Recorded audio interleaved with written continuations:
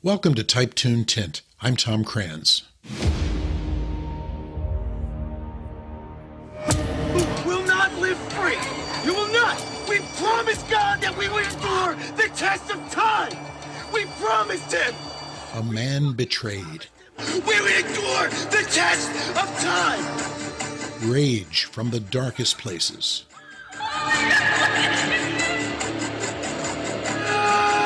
Where does rage like that come from? It took me way out of my comfort zone. I'll ask the actor, Joe Sernio. Joe is having quite a year with a breakthrough role in the film short Loved, to a new movie coming out soon and a TV pilot about to start shooting. He's been featured in magazines for his success as an entrepreneur.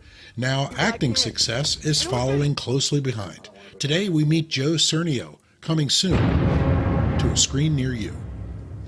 And welcome to this episode of Type Tune Tin, folks. And I'm joined by Joe Sernio, an acquaintance of mine from another life. And now we're together in this life. And Joe joins me from his palatial estate in Asbury Park, New Jersey. Joe, how you doing, man? I'm great, Tom. How are you? Good. You are great. You've had, I just was talking before we started rolling here. I think Joe has probably had the year of his life. He's had a movie short release that's gotten universal kudos and 40 plus awards, including Best Actor. He's got another movie coming out, a full-length feature in later this summer. He's working on a TV pilot. There's all this stuff happening. And just to think, it was just a decade ago, Joe, you and I sat together at a conference room table at Chelsea Senior Living, where I was director of communications, and we hired your company to do our website and our SEO. Yep. Yeah. So are you still with Shoreline? Is that still part of your life? That's still my bread and butter. I'm kind of not in the spotlight here at Shoreline as much as I was. We have a pretty solid team, so it kind of allows me to do all those cool things that you had mentioned there. So it kind of qualifies as an Uber day job, I guess, basically. Yeah, basically. Yeah. So just briefly, we back in that other life, I talked about Joe's company, Shoreline Media. They at the time did website development and SEO and social media and all this stuff that, as a company that really wasn't, we know how to, there's a difference between posting things and knowing how that all works under the hood. And Joe and his company knows how all that stuff worked under the hood, and they did great work for us. The theme of this podcast is kind of creativity, people who are creative in various different ways. Talked to some musicians, artists. You're my first actor, but I did have a comedian, so had another kind of performer, and basically where that creativity came from and how you balance your work life with your creative life, because everybody has to figure out a way to do that. So tell us, first of all, give us just a thumbnail sketch of where you're from and how you started out. You're from Jersey. Let's start there. Yep, I was born and raised in Jersey City. Moved to Howell, New Jersey, and I think it was like 92. And graduated Howell High School. Never really got into any of the theater or FPAC or anything like that during high school. I kind of jumped into it right after high school, but I'm still situated in good old Asbury Park, New Jersey. And your business is based in Asbury Park too, correct? Didn't you guys? Correct. Yeah, we have our main offices are in Asbury Park. We a couple of years ago we took over the entire building here, so now we have 2 floors. Main office is up top. Downstairs, we have training where Google comes in and whatnot. So you're like Jersey through and through. So you said that, the whole acting thing didn't hit you, I guess, until after high school. Did you wake up one day and say, I want to do that? Or did it always, even as a kid, did you like play in front of the mirror? Or when did that start and how did you land there? I was always a movie buff, always. My dad used to take me to, back in, I guess around high school, there was a movie theater over in Lakewood, which is right next to Howell. It was like, we called it the $2 movie theater. And then in the papers on Sunday, he used to cut out the tickets where you get $1 off the $2 movie theater. So we basically went to the theater for $1. Always in the movies, renting movies. It was when I saw a close friend of mine after high school, two actually. One started working on The Sopranos when that started getting really big. I saw him and started watching him in there. Would that by any chance be Kevin Interdonato? Kevin Interdonato, that's it. So he's essentially more or less a high school friend of yours?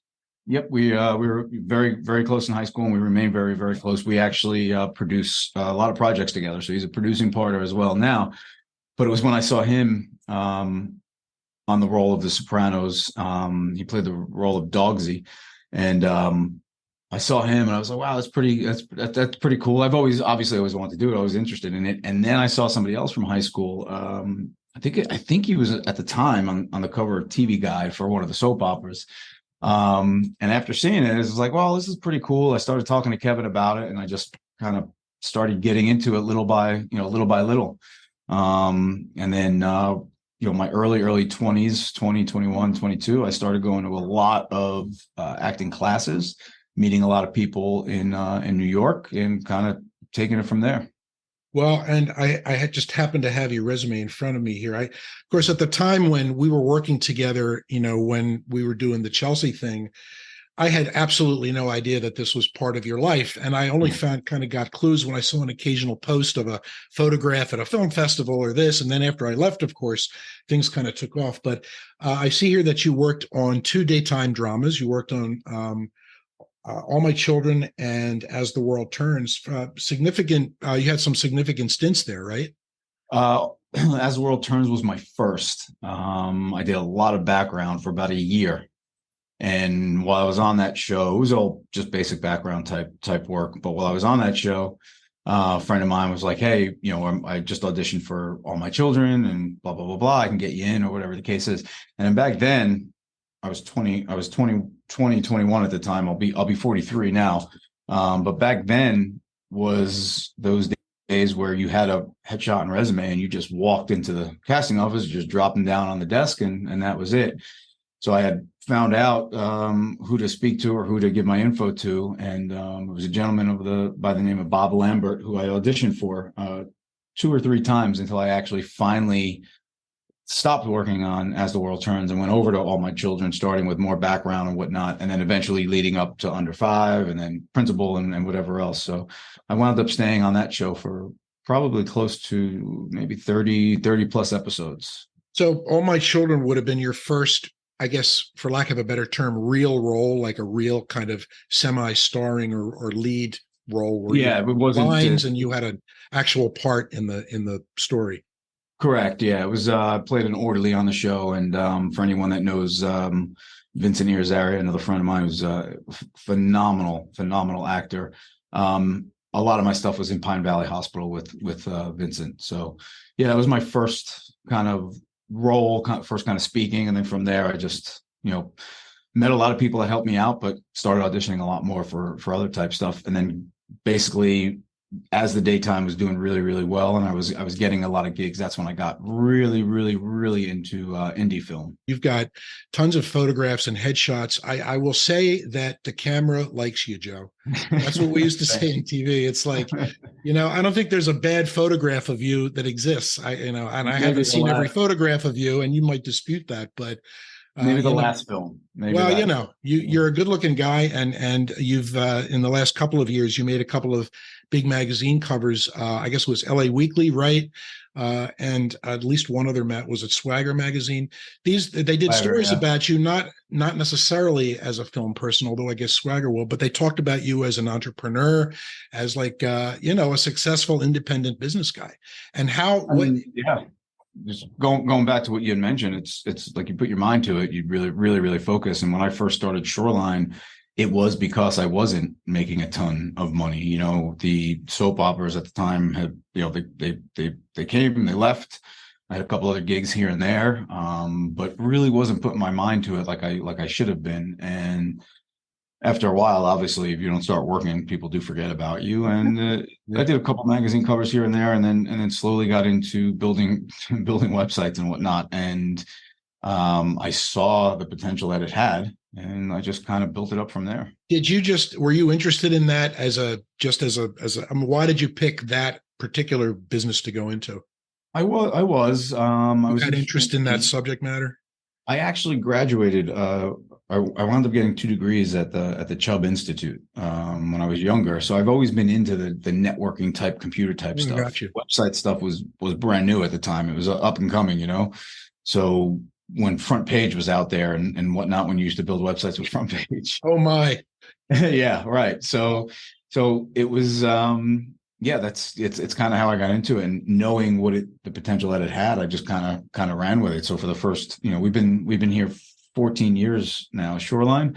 But let's just say for the first 10, I'm sitting there working seven days a week and powering through it, and like I said, you put your mind to it and you keep working, you build it up, and now So how big is the company now? Like, how many employees do you have, and you have a lot of clients?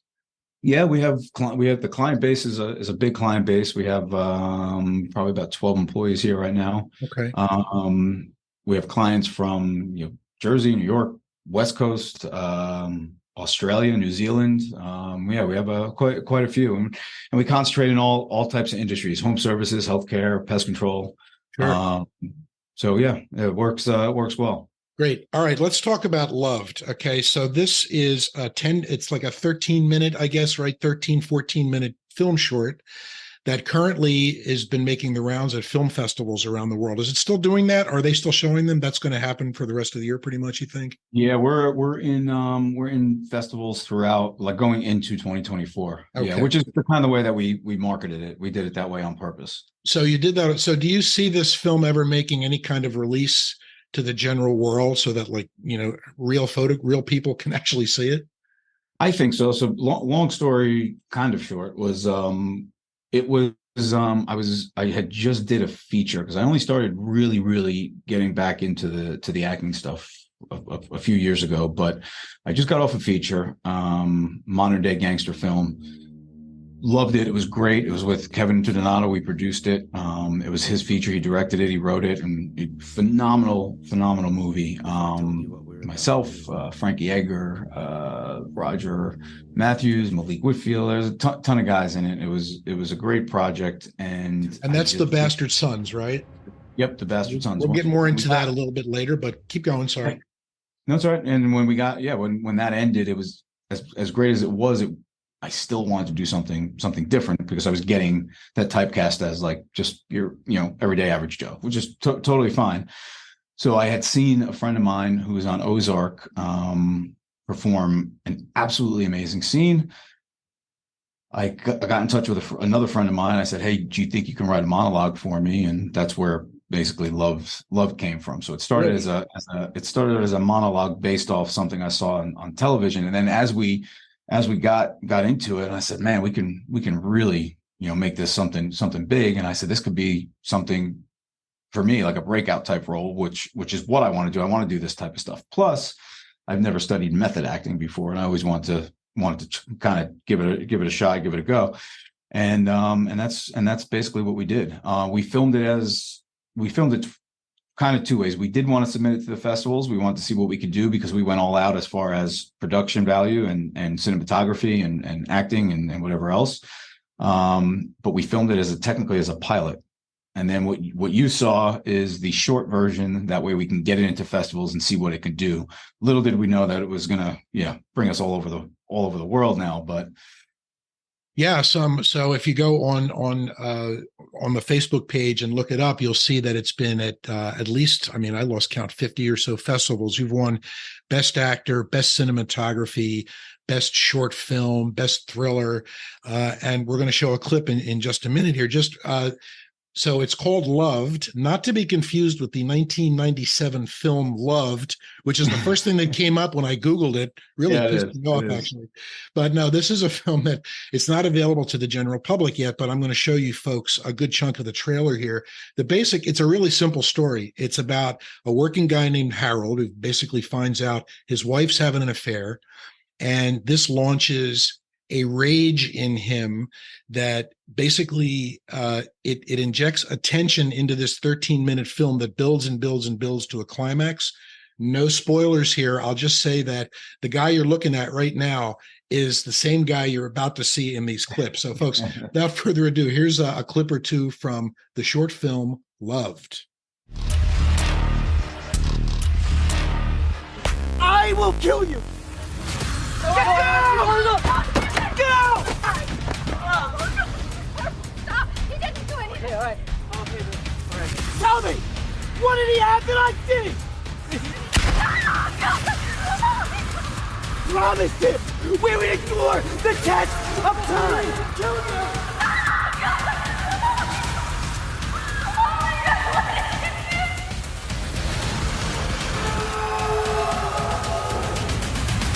Carry me home to see my kin. My kin, baby, my kin. Our kin. Our kin.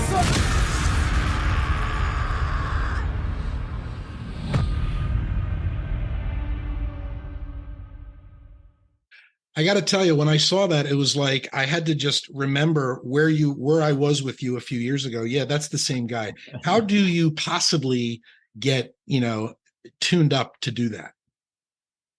That was part of what I love so much about this project, is because it took me way out of my comfort zone. And for years, there were multiple people telling me, even acting coaches, was like, you have it, you just got to get out of your comfort zone. Yeah, you're the guy right now. You're the guy sitting across from me at that table. You're speaking in a normal voice. You're an average, you're a nice young man. And there you are. There's this crazed guy. So did you have to teach yourself that? Did you do 1 million takes, or how did that work? It was definitely, it was a lot of takes, but as far as the character development goes, it was a lot of method type acting, which I've never done before. Studied Meisner before. It was okay. I did use a lot of what I learned. Bob McAndrew was the coach. Did take a lot of what I learned from him, but then from there, I legit went out into the desert alone by myself and just did what I had to do to get into it. And we got it done. It was several takes. I think the first day was right around 17 and a half hours total shoot that we shot. And where was that? Where was it filmed? Did I see Joshua Park? Is that where you filmed that? We filmed the entire project in Joshua Tree. Yep. Right. Yeah. And 29 Palm Joshua Tree. So the entire 14, it's such a compact little package because every single shot is a winner, right? And every single, and the way you kind of promoted it as a way of promoting yourselves for horsepower, which we'll talk about in a minute, it's kind of an example of everything that goes into a production and everything that has to go in: the organization, the cinematography, the editing is phenomenal. Obviously, the acting is outstanding. Even the two actors who played your wife and her lover, they were great. It was short and sweet, but they, the woman whose name escapes me, what's the actress? Debbie Gerber. Yeah, I mean, I bought her totally as being scared shitless, and afraid to die. Yeah. So I can see where that's like almost like a little clinic on filmmaking. Speaking of filmmaking, you've got, as we mentioned, another project coming out this summer, and you're about to launch into a TV pilot. And we will talk more about that in just a moment after I do some shameless self-promotion. More in a minute with Joe Sernio. Folks, stay there.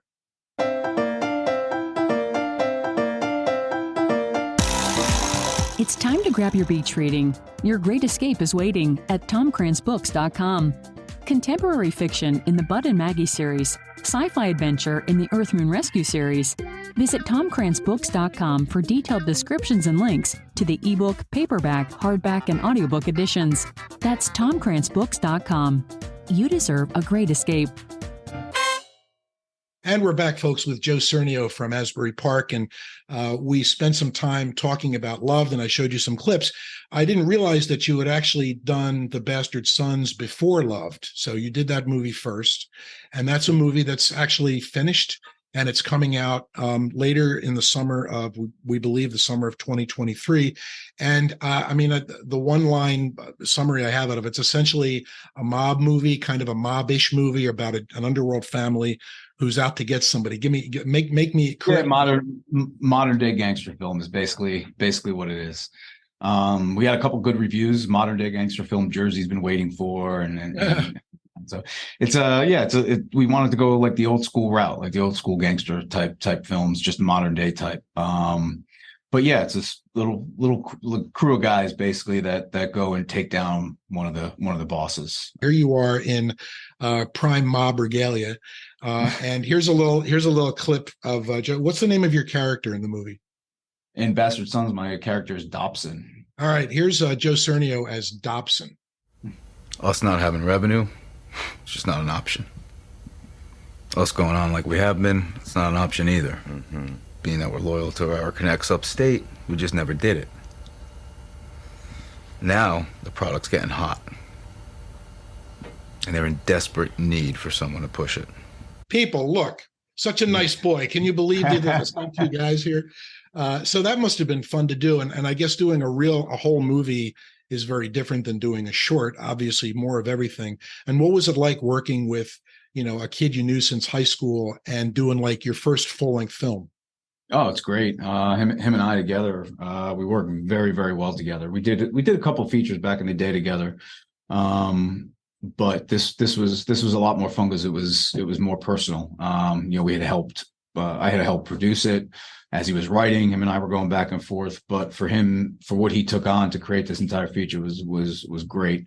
Phenomenal job by Kev, and it made it really easy. So this was his brainchild. Did he write it and he did everything? Yeah, he wrote. He directed it, and the way he wrote it was, basically we all got on set and it was don't act, just be yourselves. He wrote these characters based on myself and Frankie and Roger and everybody else. He knew you guys and he wrote them for you essentially. Yep. So it was very natural. It worked really, really well. And it played into the storyline really, really well. And from what we saw it a couple of times with special screenings and whatnot. And I think people are going to enjoy it. It's a cool movie. Do you know yet where we will see this film? Not yet. It's going to be on one of the major platforms. We're not sure yet. Okay. And we're trying to, with everything going on right now with the unions and whatnot, we're hoping that we get it out either end of this month or next month. Another exciting project. You've got a TV pilot. So the pilot is called Horsepower. There's no video yet because you haven't actually filmed anything yet, but you have a cast and you play some guy running for governor, I guess, did I see? Yes, or he is governor. I'm not sure. Tell us a little bit about what Horsepower is. So Loved started as a pilot, and we filmed an ending so that way we can create it as a short and submit it to festivals. This has always been a full pilot, which we're going to push as a pilot, not a short film.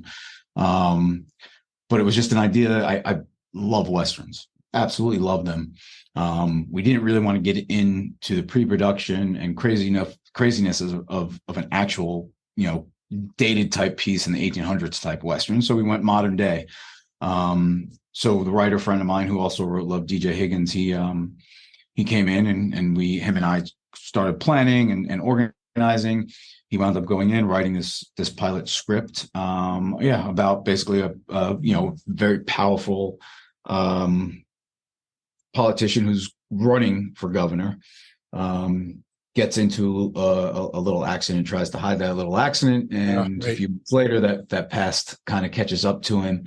But he's given an ultimatum on basically, keeping things quiet or spending the rest of his life in jail, basically. Right. So, your website describes this as a cross between Yellowstone, Natural Born Killers, and Banshee. So you guys have once again gone for the grit, right? Yeah. It doesn't sound like a gentle love story. It looks like we went for real family-like pilot. I love that. And so a pilot, just, clear us up on this. This is like essentially a proposed television series. That's what a pilot is, correct? Correct. We shoot the pilot. We have a pitch deck, and we have up to about 6 episodes written. Even characters that a network or something may want to see rather than seeing no names or whatever. But yeah, with the pitch deck, we submit the pilot, and then we have everything written to the point where, like, hey, here's what we want to see happen in this season, and then we pitch it to whoever we may think. You hope that somebody will come along and then produce this series and pay you shitloads of money. Pick it up, or continue to allow us to produce it and create it, which is obviously what we would love to do. But we got some names in this one. It stars myself, Erin O'Brien, Peter Dobson, Robert Davi, who I'm sure you know, Malik Whitfield, Gary Cairns, a few other guys, but there's some familiar faces we'll recognize when we see. Oh yeah, absolutely. And so what's kind of the timetable? So are you going to start shooting this in the summer of 2023 or later? Or I actually just got back. I've been doing a lot of training for horseback riding and whatnot. Oh my! Yeah, we're doing that, and we're shooting starts August 8th, and so. And so then the process is, you think it takes the rest of the year to finish it pretty much, or not? We'll probably have it edited or start to edit right after we start shooting. And let's just give or take, maybe a month or 2 months to kind of get everything where we need to get it, and then start, pitching it where we want to pitch it. Do you have an end game here that sees you as doing acting as your full-time life and leaving kind of the other part of your life? Maybe you're a stakeholder in Shoreline, but maybe somebody else takes it over while you start, collect your Oscars. It's always been that. That's always been the kind of goal. I just saw the potential in what we could create here, and not making any money with the acting when I was younger. It's just like, all right, what am I going to do? So that's where Shoreline came in. By me doing this, it's allowing me to produce my own projects, because Sure. Loved and Horsepower, I'm producing and executive producing. Once Horsepower is done, I'm going to do a very big push to see where we can get it, who wants to create it, who wants to pick it up. But focus more on the acting when I'm done with this. But it was also kind of like my coming back type role too, with Love and Horsepower. So, and by executive producing, is that the same as you're financing it? Correct. Pretty much. Yeah. Yep, So you have a real and stake in this, right? A financial stake in this as well. Oh yeah, this one's much. I mean, not that Loved was small by any means. I mean, we all went to Joshua Tree, and we had a Troy Ruff from Fresno. He's the studio that kind of came. Film Giant Pictures came out from Fresno to Joshua Tree, using the same crew on Horsepower. But this time we're traveling to this little area in Colorado called Cortez. Which no airport, no anything. So there's a little community airport that's there and whatnot. So a lot of us are driving, some flying, but we're shooting on an absolutely gorgeous working ranch called Canyon of the Ancients. Wow. Guest ranch. And it sits on 2,000 acres of ancient ruins, which makes the backdrop even better than what I had. Yeah, great scenery. Yeah, very, very cool. So we start filming August 8th on that. Oh, good for you. I just hope that it's not as hot then as it is now in that part of the country, because it has sucked. It was 111 last week. Yeah. Yikes. I know. Take a lot of water and tents and stuff, right? And some fans. Oh, yeah. Yep. Well, we'll look forward to seeing both The Bastard Sons later this summer, and maybe sometime next year or late this year, Horsepower, if that's the name that it keeps. We will assume that it is. Joe, I really appreciate you taking the time. I wish you all the best and continued success. And we'll check in with you again when you reach the top or near the top. Absolutely, Tom. Thank you. Pleasure seeing you again, man.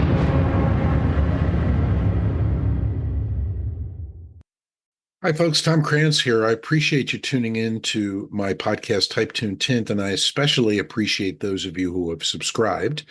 I started this subscriber thing in July of 2024, really just as a way of recouping a little bit of the costs of doing this podcast. There's website hosting, and there's WordPress additions, and occasionally I buy a book so that I can actually know what I'm talking about when I interview an author. You can subscribe to this podcast for as little as $3 a month. Comes off your credit card automatically, and for $3 a month, you get the satisfaction of knowing that you're helping keep this podcast going. I'm in my 5th year now, but also I will occasionally offer exclusive content just for subscribers. So give it a shot. I appreciate you taking the plunge. You can unsubscribe anytime you want. If you have any questions or comments, of course, you know how to get in touch. So please subscribe, and I appreciate it. Thanks.